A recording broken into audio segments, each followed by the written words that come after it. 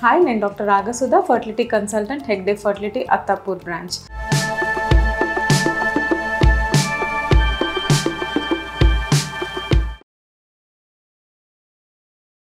So fertility ట్రీట్మెంట్స్కి వెళ్ళే వాళ్ళు కామన్గా చేసే procedure IUI and other procedure is IVF. So ఇలా IUI IVF ప్రొసీజర్స్లో సెమెన్ శాంపుల్ని కలెక్ట్ చేసి ప్రాసెస్ చేస్తారు. సో ఇలా ప్రాసెస్ చేసే బేసిక్ మెథడ్ డెన్సిటీ గ్రేడియంట్. ఈ ప్రాసెస్లో ఫస్ట్ సెమెన్ శాంపుల్ కలెక్ట్ చేసి దాన్ని మీడియాతో కలిపి సెంట్రిఫ్యూజ్ చేసి స్పర్మ్స్ని కలెక్ట్ చేసి వాటిని వాడతారు.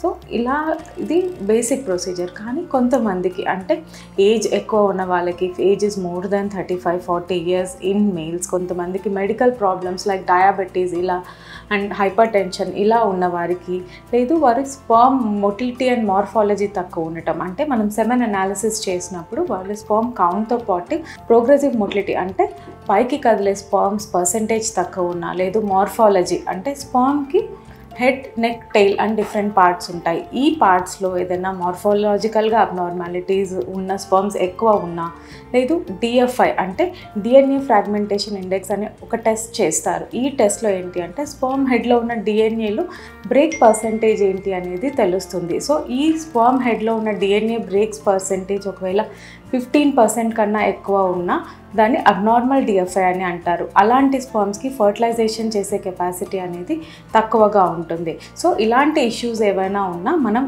IUI ఆర్ IVF ప్రొసీజర్ అప్పుడు స్పర్మ్ ప్రాసెసింగ్ని ఒక డిఫరెంట్ మెథడ్ ద్వారా చేయొచ్చు. That is microfluidics. సో ఈ మైక్రోఫ్లూయిడిక్స్ అనేది ఇది ఒక అడ్వాన్స్డ్ స్పర్మ్ ప్రిపరేషన్ టెక్నిక్. ఈ మైక్రోఫ్లూయిడిక్స్ అనేది ఒక చిప్ ద్వారా చేస్తాము. ఆ చిప్లో ఒక రిజర్వాయర్ ఉంటుంది. ఆ రిజర్వాయర్లో మనం ఈ స్పర్మ్ శాంపుల్ ఏదైతే ఉందో దాన్ని డిపాజిట్ చేస్తాము. ఈ చిప్లో డిఫరెంట్ టర్నల్స్ ఉంటాయి. ఈ టర్నల్స్ ద్వారా మనకి highly motile sperms, normal DNA ఉన్న స్పర్మ్స్ అనేవి పాస్ అయ్యి ఒక ఛానల్లో కలెక్ట్ అవుతాయి. ఆ ఛానల్ నుంచి మనం ఈ నార్మల్ స్పర్మ్స్ని కలెక్ట్ చేసి వాటిని మనం IUIకి కానీ IVFకి కానీ యూజ్ చేస్తాము. సో ఈ ప్రొసీజర్ ద్వారా మనకి నార్మల్ DNA ఉన్న స్పర్మ్స్, ప్రాసెస్ అయిన స్పర్మ్స్ కలెక్ట్ చేయటం వల్ల మనకి IUIలో కానీ IVFలో కానీ సక్సెస్ రేట్స్ అనేవి పెరిగే ఛాన్సెస్ ఎక్కువగా ఉంటాయి. సో ఎవరైనా IUIs కానీ IVFs కానీ ఫెయిల్ అయిన వాళ్ళకి కూడా ఈ మైక్రోఫ్లూయిడిక్స్ అనే ప్రొసీజర్ ద్వారా మనం స్పర్మ్ ప్రాసెస్ చేస్తే ఛాన్సెస్ అనేవి ఎక్కువగా ఉంటాయి. Not only fertilisation but also కొంతమందికి ప్రెగ్నెన్సీస్ వచ్చాక కూడా రిపీటెడ్గా మిస్క్యారేజెస్ అవుతూ ఉంటాయి. దానికి వన్ ఆఫ్ ద రీజన్ కూడా ఈ అబ్నార్మల్ స్పర్మ్ DNA. సో అలా ఉన్న వారికి కూడా DFI అనేది టెస్ట్ చేసి ఆ తర్వాత మైక్రోఫ్లూయిడిక్స్ ప్రొసీజర్ ద్వారా IUI కానీ IVF కానీ చేస్తే ప్రెగ్నెన్సీ ఛాన్సెస్ అనేది ఇంక్రీజ్ అయ్యే పాసిబిలిటీ ఉంటుంది.